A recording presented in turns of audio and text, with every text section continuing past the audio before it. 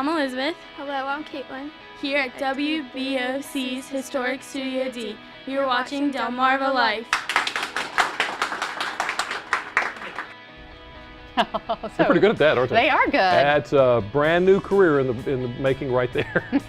If you are like most people, your cell phone is within reach at all times, morning, noon, and even overnight. I got mine, but with all that usage, your phone is more likely to suffer some damage. In today's Angie's List report, we find out when it pays to consider repairing your cell phone instead of replacing it. Elias Quintana relies on his cell phone to help with his day-to-day activities, but it's been a little tricky lately with a broken screen. Within the same week, it happened. Like one day I dropped it getting out of the car, and the next day I dropped it in my apartment, and then the day after that I just dropped it outside somewhere.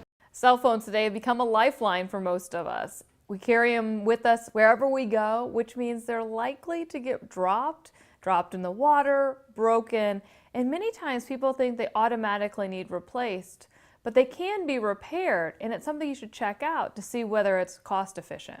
Repair typically costs a fraction of what you would pay to replace your smartphone. A new one can run about $500 when not subsidized by a phone carrier. Most common repairs are going to be the front-facing screens, and then batteries. Batteries can go bad in less than 2 years, depending on how often they're charged and how they're used, just like brake pads on a vehicle. They give you a warranty for a certain time period, but if you're a hard driver, if you're a hard phone user, it can go out at a faster rate than normal. A cracked screen can often be fixed for less than $100. A new battery can cost even less than that. But sometimes fixing just isn't cost-effective, like paying to replace your phone's motherboard. We're seeing more and more companies that'll do cell phone repair, but the key here is finding someone that specializes in the make and model of your type of phone so that they have the right expertise. Some things to remember when hiring a cell phone repair company: how much? When given an estimate, make sure it includes costs for labor and parts before you sign off on anything. Does the work come with a guarantee? How long is the guarantee? Make sure you have all the details in writing. And match the item to the technician. Finding the right repair shop for your device depends on the experience and specialty of the shop. Look for a repair shop that specializes in the kind of item you need fixed. The best thing you can do to avoid repair or replacement costs? Take care of your phone. Remember, cell phones and water, even a little bit, don't mix. The worst things are leaving them on the table when you've got condensation. You know, you're having dinner. You know, you put your phone down on the table where your glass was just sitting there and there's a ring. You know, that could absorb moisture right there.